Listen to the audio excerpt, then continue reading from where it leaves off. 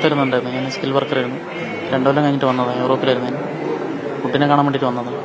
കുട്ടിയെ നഷ്ടപ്പെട്ട്, എൻ്റെ അമ്മയെ നഷ്ടപ്പെട്ട്, വായിലേക്ക് മൊത്തം ചളിയും മൂക്കിലെല്ലാം ചളിയായിരുന്നു. ശ്വാസം കിട്ടാണ്ടായപ്പോൾ ഞാൻ മൊത്തം കൈയിട്ട് വാരി ഛർദ്ദിച്ച് മൂക്കൊക്കെ ചീറ്റ് ഒരു ശ്വാസം കിട്ടിയപ്പോൾ 2 മിനിറ്റ് ഞാൻ അങ്ങനെ നിന്നു.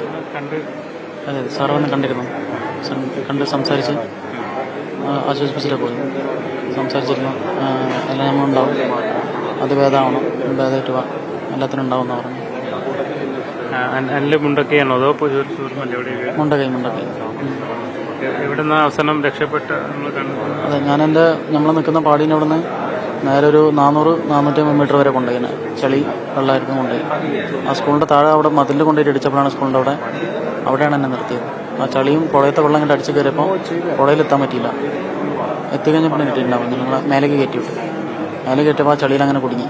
പിന്നെ സ്വന്തം തന്നെ എണീച്ച് ഞാൻ അവിടെ നിന്ന് എണീച്ച് പിന്നെ മേലേക്ക് അങ്ങനെ കയറി.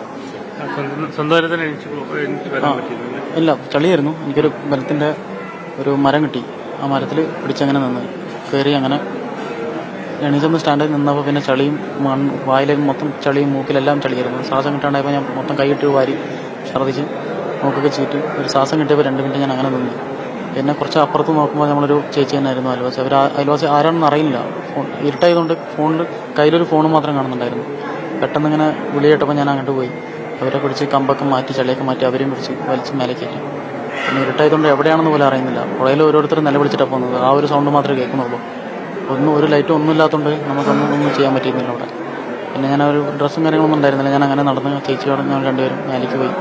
മേലെത്താൻ നേരത്തെ ഒരു പാടീൻ്റെ അവിടെ എല്ലാവരും ലൈറ്റ് അടിക്കുന്നുണ്ടായിരുന്നു. പിന്നെ നമ്മളവിടുത്തെ സുഹൃത്ത് കൈ തന്ന് നേരെ മേലേക്ക് കൊണ്ടുപോയി. സമയം 1:30-1:35 ആ ടൈമിനായിരുന്നു ഫസ്റ്റ് പൊട്ടൽ തന്നെ പൊട്ടിയിട്ട് നേരെ കൊണ്ടുപോയി. എന്താ വെച്ചാൽ ആ വണ്ടിയിൽ കയറ്റാൻ നേരത്തെ ഞാൻ ടൈം നോക്കിയിരുന്നു. ഞാൻ ഫോണിൽ ഫുള്ള് ചളിയായതുകൊണ്ട് ആ വണ്ടിയിൽ ഞാൻ ഒരു ചേച്ചിൻ്റെ മടിയിൽ ഇരുന്നിട്ടാണ് ഹോസ്പിറ്റലിലേക്ക് കൊണ്ടുപോയത്. നേരെ ഇവിടെയാണോ?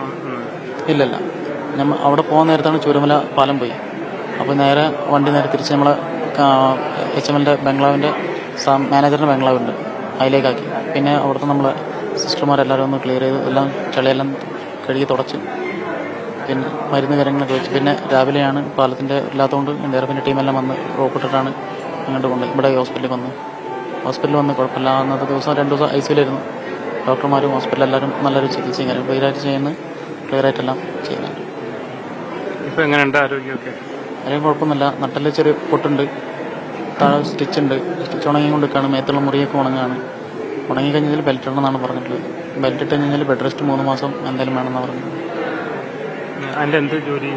ഞാൻ പുറത്തിരുന്നുണ്ടായിരുന്നു. ഞാൻ സ്കിൽ വർക്കറായിരുന്നു. 2 കൊല്ലം കഴിഞ്ഞിട്ട് വന്നതാണ്. യൂറോപ്പിലായിരുന്നു ഞാൻ. കുട്ടീനെ കാണാൻ വേണ്ടിയിട്ട് വന്നതാണ്. കുട്ടിയെ നഷ്ടപ്പെട്ട്, എൻ്റെ അമ്മയെ നഷ്ടപ്പെട്ട്, വൈഫും അച്ഛനുണ്ടായിരുന്നു.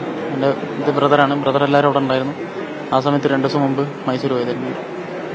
അതുകൊണ്ടാണ് അവർ അതെ, എന്തായാലും പ്രധാനമന്ത്രിയുടെ വന്ന് കണ്ടതിൽ ഒരു ആശ്വാസമുണ്ട്.